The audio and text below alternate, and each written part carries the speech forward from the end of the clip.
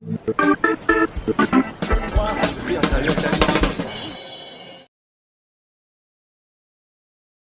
c'est le thème de la démarche synodale. Je pense que c'est absolument essentiel dans le contexte actuel. On est aussi dans une période qui n'est pas facile pour l'Église. Il y a des questions qui se posent sur la subsidiarité, la collaboration entre le curé, les laïcs, les uns les autres. On est dans un contexte de manque. C'est-à-dire qu'il y a moins de prêtres, il y a moins de bénévoles et de personnes engagées. Et on se pose des questions sur l'évolution de l'Église. On est toujours finalement un peu dans les suites de Vatican II. Et j'ai l'impression pour ma part que cette démarche qui a été initiée nous permet de nous réapproprier les textes fondateurs en fait, de Vatican II sur ce qu'est l'Église, sur ce qu'est le peuple de Dieu et d'y travailler pour préparer la suite dans un contexte qu'on sait qui est plus difficile, mais qui nécessite notre collaboration. Et cette notion de marcher ensemble, parce que personne ne s'en sortira tout seul, de toute façon.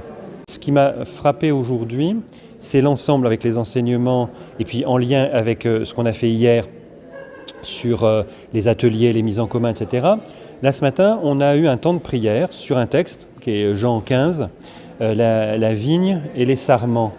On connaît le texte, je suis la vraie vigne, dit le Seigneur, et vous les sarments.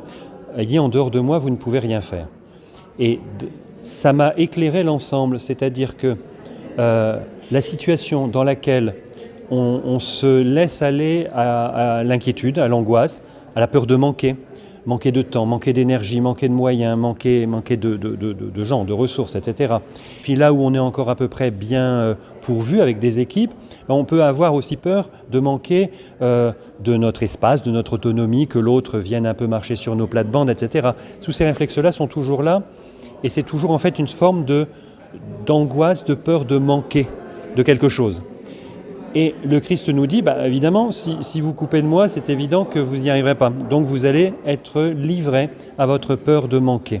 Mais la bonne nouvelle, c'est qu'on lit le texte dans l'autre sens, c'est-à-dire que avec moi, dit Jésus, si vous demeurez en moi, vous manquez de rien, puisque vous avez la vie.